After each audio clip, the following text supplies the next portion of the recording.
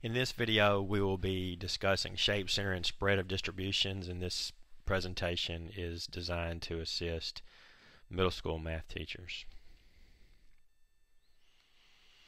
Shape. There's lots of ways we can describe distributions. The state is not exactly giving us any guidance on what we should expect here. Four ways we can talk about shape is the symmetry, and that is the data is roughly the same on the right and left. Keep in mind that this kind of symmetry is not like the symmetry you would talk about with a parabola where it's perfectly symmetric. This is real world observations, so the data will almost never be perfectly symmetric. So you'll use a word like roughly symmetric or approximately symmetric. Skewed, the data is either right or left skewed, and when you look at the data, you could, if you drew a smooth curve over it, you would see that there would be a tail on one side or the other. Number of peaks. All right, we're talking about the modes here. We would say there's one peak, it's unimodal, two peaks, bimodal. You could be more than that, but I would imagine that we would only have those. Sometimes the data will be uniform. That is, you could draw a rectangle basically over the top of it. In terms of the simplicity for talking with my students, I might stick with the terms symmetric and skewed. What kind of question that do I anticipate we're going to have to answer?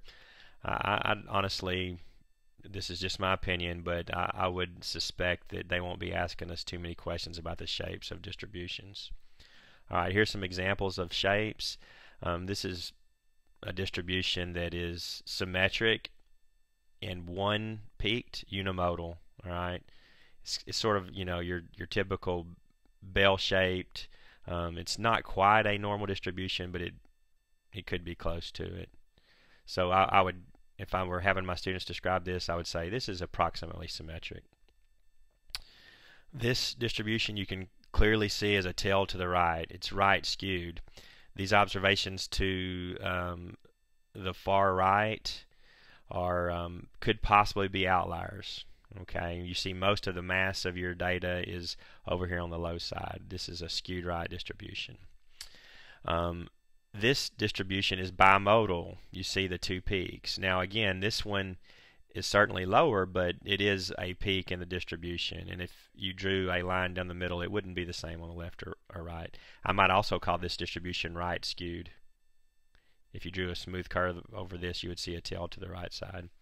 This is a strictly uniform distribution. Alright, you might see something like this if we were randomly picking numbers from 1 through 8, and we'd expect all the numbers to come up evenly. Here's a left skewed distribution. Right, most of the mass is over here at the right hand side. A right skewed distribution, an example of a distribution that might be right skewed would be incomes. Most people's income is in certain areas, but then some people's incomes are typically a lot more. This distribution here, you might see this kind of distribution if we all took all the pennies out of our penny jar. Alright, most of the pennies would be the current year. If you consider this, typically we're increasing to the right, so this would be a year a long time ago, say 1940, and this would be the current year, say 2015. So most of our pennies would be a current year, but then a very few of them would be from a long time ago. This distribution again is left skewed. If you drew a smooth curve over it, the tail's to the left. Symmetric and bimodal. This thing, if you drew a line down it, you can see would be roughly the same on the right and the left, and you can definitely see that there are two modes. A distribution like this, if you went out there and measured adult men and women, you would probably see some kind of distribution like this. Men would be over here. Alright, they're going to be roughly normally distributed heights, and then women would be lower. Alright, but they would be normally distributed as well. There'd probably be a little more overlap, but that's the kind of thing. If you had two, if you had a set where there was some grouping, there was some normality, but then there was sort of a gap in the middle. Center, I think we're pretty familiar with center. Mean, median, mode. Mean, we sum the data and divide by the number of numbers. Median, we order the data and pick the middle observation. When you're looking, referring back to our previous shape situation, we should use the mean whenever the data is fairly symmetric. It's a good measure of center. But if the data is skewed, we should use median. When we have skewed data, we generally have outliers, and median is not sensitive to outliers. So sometimes it's important to know what measure of center that you should choose. Choose median when there are outliers, and skewness typically indicates that. Choose mean if they are not. When you're looking at data such as people's incomes, typically median is what they choose because you don't want one person making a whole lot to greatly impact your data. Spread. Range, you're probably very familiar with. It's maximum minus the minimum. Another measure of spread is the IQR, the interquartile range, and that is Q3 minus Q1. Much like mean and median, range and IQR have a similar situation. If the data has outliers, IQR is generally more a useful measure of spread because the IQR doesn't use the minimum and maximum. It's going to have less variation. So IQR, less sensitive to outliers, we'll use it when we have a lot of skewness or we have presence of outliers. Alright, I'm now going to show a couple of examples. These example problems are not ones that I would expect your student to be able to do. This is just background information for you. I've taken these examples from Barron's AP Stats flashcards, so these are at a pretty high level.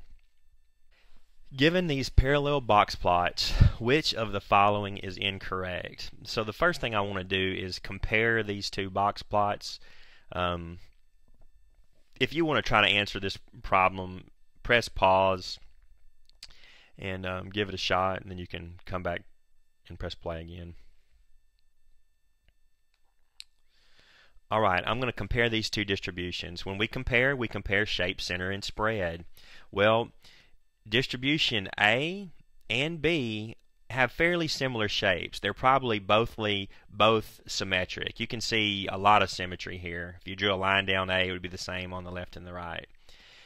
And B, it's fairly symmetric. You can see the median, that's the middle. Remember that our box plots show our 5-number summary. That is our minimum. Q1, first quartile. Median, Q3, and maximum.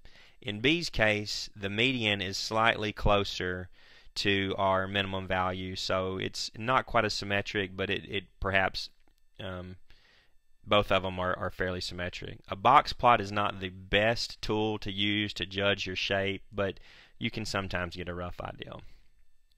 So shape, they're both fairly symmetric. Center, well, A, the median appears to be about 13. B, the median appears to be about 5. So A has a much higher center. In fact, you can see the A distribution is higher in all points.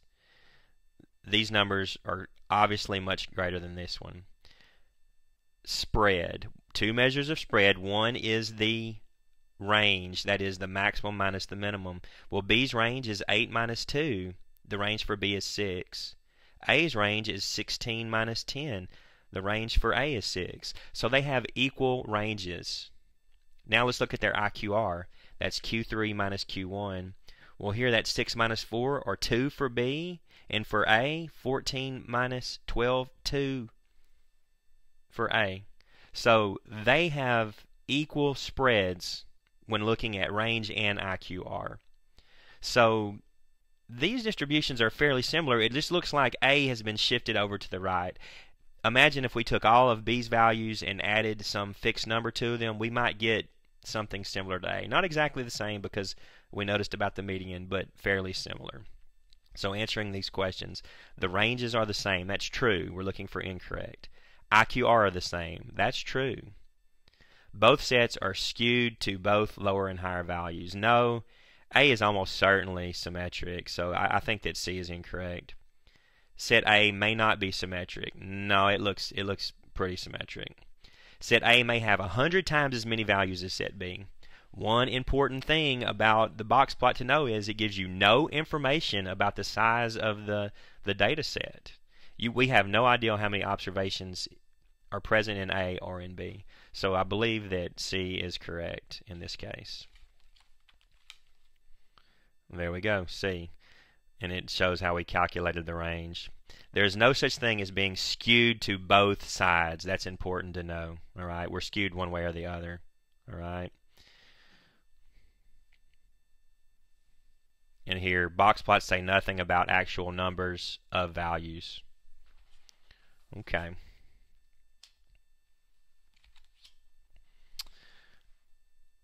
Pause the video if you want to try to answer this question on your own. Okay, here's a dot plot. The first thing I want to talk about is the shape. Imagine if you drew a smooth curve over this. You can quite clearly see that that curve would have a tail to the right side. This is a right skewed distribution. Okay, this value out here may be an outlier. All right. When the data is skewed to one direction, we should choose median as a measure of central tendency, and IQR would be a better measure of spread. Can we still use the range? Sure. Can we still use mean? Sure. But typically speaking, in the presence of skewness and outliers, median is a better selection for center, and IQR a better selection for spread. Which of the following measures are most usually given to describe the center and spread of a distribution as given in the dot plot? Not mean. We don't want to use mean. Here, median and IQR. I believe this one will be D. D. All of the measures are useful. We said that. Yes, the mean is going to tell you something. The range is going to tell you something. However, when the distribution is skewed, median and IQR are most usually the measures of choice. Note that the mean is typically paired with the standard deviation, and we don't discuss standard deviation here. It's just another measure of spread. And median is typically paired with the IQR. Median is paired with the IQR. One last comparison of box plots to look at. One thing to note in this particular situation are these points out here. These are outliers, and we won't be using this kind of box plot. Sometimes this kind of box plot is called a modified box plot, and typically in statistics this is the box plot that's used, but ours won't contain that. So imagine, if you would, the whisker going all the way to the end. It should in this case. All right, we use a standard box plot, not the modified box plot. Okay, so let's compare these distributions briefly. If you imagine the tail being all the way here to the far right, all of these distributions have one thing, the same minimum value. Okay, Q1 is the same for the top two. Q1 is a little bit less for this third one. The medians are decreasing order. Q3 is the same for these two. Q3 is a little greater here. And they all have exactly the same maximum value. So immediately I know the range is the same on all of them because they share the same maximum and they share the same minimum. They will all three have the same range. Let's look at their IQRs. The bottom one, Q3, is 12. Q1 is 6. This one will have an IQR of 6. The middle one,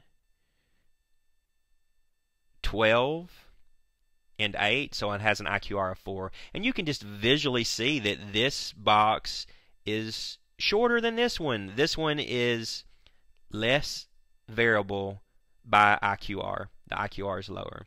And you can sort of see that this box is similar shape, similar distance as this one. So I expect the IQR of the top one to be similar as this bottom one.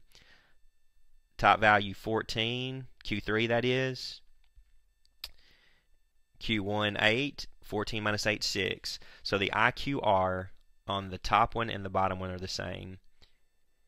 Range on all of them are the same. IQR on the top one and the bottom one the same. A. All three distributions have the same range. Yes, we've already established that. They all have the same maximum and the same minimum. So this one's going to be A. Won't even need to read any further than that. Okay, A. Press pause if you would like to continue reading this answer. Probably some useful information there.